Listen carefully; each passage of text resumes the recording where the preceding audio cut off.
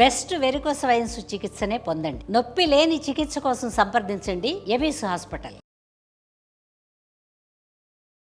నమస్తే రమగారు. నమస్తే జయ. రమగారు, ఏదైనా ఒక మంచి స్టోరీ చెప్తారా? సలహాలు సంప్రదింపులు చాలా అవసరం అండి. కాదు, ఈ రోజుకి చాలా అవసరం రమగారు. ఎప్పుడు అవసరమే జయ. అవునా కాదా? మరి సమాజం ఎలా ఉండేది అప్పుడు? ఇప్పుడేముందమ్మా, దౌర్భాగ్యపు సమాజంలో ఉన్నాం మనం. నిజమే రమగారు. ప్రతి చోట రూపాయి ఖర్చు పెట్టందే మనకు సలహా సంప్రదింపు కూడా రాదు. అదే కదా, మంచి మాట రాదు. ప్రతిదానికి ఖర్చు పెట్టాలి మనం. అవునా కాదా?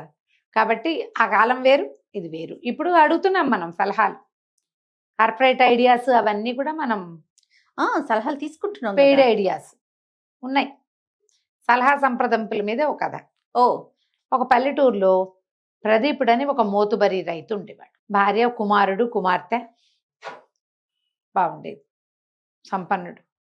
అయితే వేరే ఏదో ఊరు నుంచో లేదా ఒక పట్టణం నుంచో, చిన్న సైజు పట్టణం నుంచో వీళ్ళ పెద్ద సైజు గ్రామానికి కుటుంబంతో సహా తరలొచ్చాడు కుముదుడు.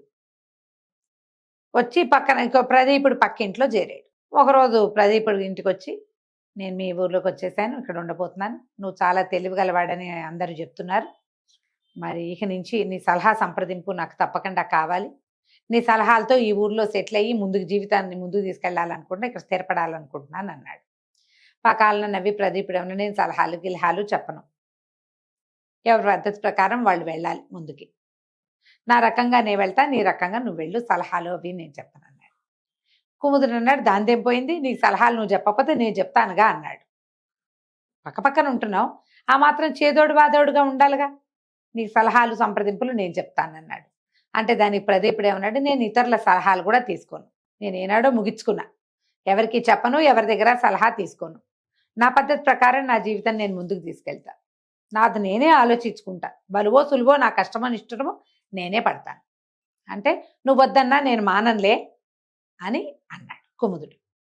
కొన్ని రోజులు గడిచి ఓ రోజు కుముదుడు వచ్చి, నువ్వు లక్షాధికారి అన్నారు, నీ దగ్గర 1,00,000 రూపాయలు ఉన్నాయట, మరి ఎందుకు ఆ డబ్బు పెట్టెలో పెట్టి మూల కొడతావు, శుభ్రంగా వడ్డీ వ్యాపారం చేసుకోవచ్చుగా, వ్యవసాయం మీదే బాగా సంపాదించావు, వడ్డీ వ్యాపారం చేసుకోవచ్చు కదా నువ్వు అనేసరికల్లా ప్రదీపుడు అన్నాడు, వడ్డీ వ్యాపారం ఏం సులువు అనుకున్నావా, ఎవరైనా అవసరాల్లో ఉండే అప్పుకొస్తారు, తీర్చగలిగేదే ఉంటే వాడు అసలు అప్పుకే రాడు, అంతేగా, తీర్చగలిగేది ఉండదు కాబట్టే అప్పుకొస్తాడు. అప్పుకొస్తే మనం వాళ్ళ దగ్గర నుంచి డబ్బులు వెనక్కి తీసుకోవాలంటే చాలా కటువుగా ఉండాలి వాళ్ళతోటి, వాళ్ళకి కష్ట నిష్ఠూరం మనం పట్టించుకోకూడదు, అప్పిచ్చేవాడికి కష్ట నిష్ఠూరాలు పట్టవు, నా డబ్బు నాకు కావాలంతే, వడ్డీ కూడా అలాగే వసూలు చేసుకోవాలి, డబ్బులు అలాగే వసూలు చేసుకోవాలి, నేను ఏదో సాత్వికుడిగా పేరు పొందా, ఇప్పుడు నా దగ్గర డబ్బులు ఉన్నాయని నేను అప్పిచ్చి రేపొద్దున క్రూరుడుగా నేను ఎట్ట మారను, అది మనలాంటి వాళ్ళకి లాయకీ కాదు, నేనైతే చెయ్యను, నా డబ్బులు నా దగ్గరే ఉంటాయి, ఏదో వ్యవసాయంలో మదుపు పెట్టుకుంటాను అంతే తప్ప నేను చేయను అన్నాడు. సరే బాగానే ఉంది, సరేలే అని కుముదుడు వెళ్ళిపోయాడు. కొద్ది రోజులు పోయింది. ఈ ప్రదీపుడికి ఒక కూతురు ఉంది, పిల్ల కొంచెం 18వ ఏడు 16వ ఏడు 18వ ఏడో వచ్చింది.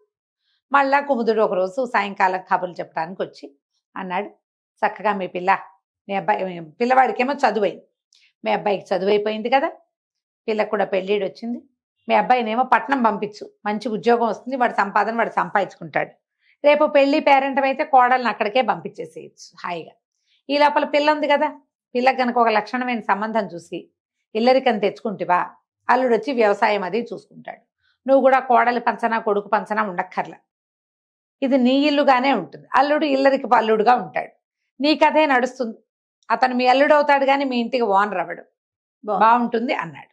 అనేసరిగా ప్రదీపుడు అన్నాడు, ఇంకా నయం కాదు, మా అబ్బాయి చదువు అయిపోయింది, ఏదో చదువుకోవాలి ప్రతివాడు, అవకాశం ఉన్నన్నాళ్ళు చదివించారు, వ్యవసాయం సంగతి వాడే చూసుకోవాలి, ఈ ఆస్తికి ఉత్తరాధికారి వాడు, బాధ్యత తీసుకోవాలి వాడు, నాతో పాటు వ్యవసాయంలోకి దిగి, కుర్రాడు కాబట్టి వాడు కొంచెం కొత్త కొత్త ఆలోచనలు చేసి వ్యవసాయంలో కొత్త విధానాలు చూసి పొలం పెంచుకుంటాడు, వ్యవసాయం పెంచుకుంటాడు, ఇంకో 10 మందికి పని ఇస్తాడు, పట్నం వెళ్తే వాడేం చేస్తాడు, చిన్న గదుల్లో వాట్లల్లో ఉండాలి, పిల్లాడు పంపను, తర్వాత పిల్లకి పెళ్ళి, ఇల్లరికపటి అల్లుడు గనక నేను తెచ్చుకున్నానంటే అమ్మా నాన్న ఉన్న నాళ్ళు భర్త పరాయివాడుగానే ఉంటాడు పిల్లకి, ఓ పెళ్లి చేస్తే భార్యాభర్త ఒకటిగా ఉండాలి, మా ఇంట్లో మహారాణిగా ఉంటుంది మా అమ్మాయి, యువరాణిగా ఉంటుంది.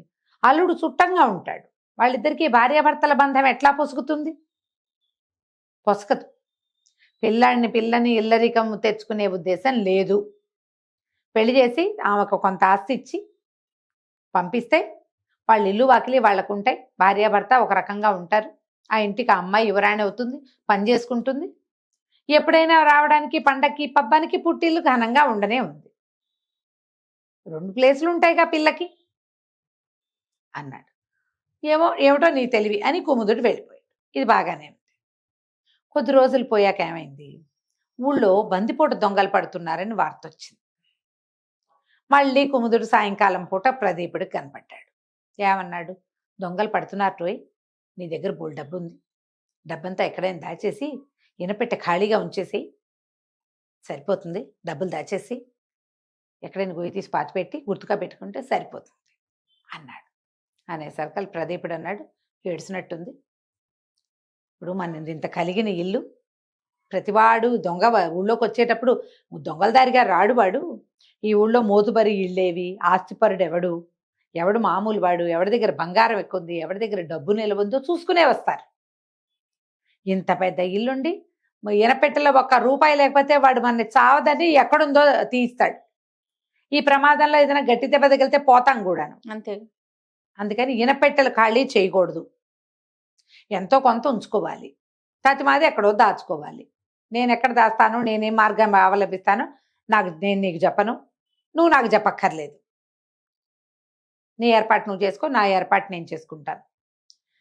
ఇనపెట్టెలు ఖాళీ చేయటం అంత తెలివి తక్కువ పని ఇంకొకటి లేదన్నాడు. కుముదుడు చేతులు తిప్పాడు. సరే అని వెళ్ళిపోయాడు. ఇంతలో ఏమైంది? ఆ ఊరి జమీందారు గారు రంగారాయుడు గారికి తల్లి ఉంది, ఒక 75 ఏళ్ళ ఆవిడ కిందెట్టు మీదెట్టుగా ఉందని చెప్పారు. అయిపోయింది అని. ఒకడెవడో బ్రహ్మాండ వైద్యుడు ఒక ఆయన వచ్చి ఆవిడకి ఏదో వైద్యం చేశాడు. ఆవిడ శుభ్రంగా కోలుకుంది. అయిపోయింది అనుకున్న మనిషి మళ్ళీ వాకిట్లో తిరిగి గుళ్ళో కూడా వచ్చే స్థితి వచ్చింది.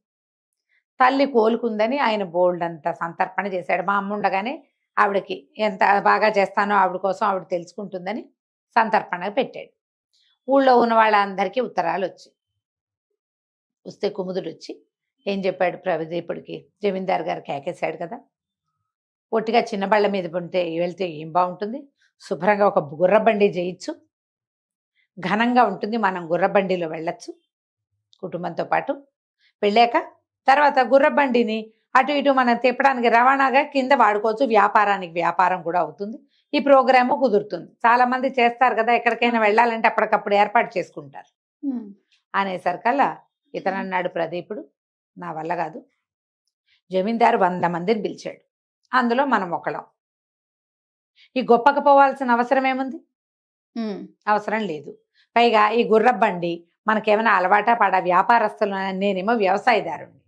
ఈ గుర్రాలు, దాని మాలిష్లు, దాని వ్యవహారాలు నాకు అవంతా తెలియవు. దాంతో వ్యాపారం చేయడం నాకు చేత కాదు. నేను ఆ పని పెట్టుకోను.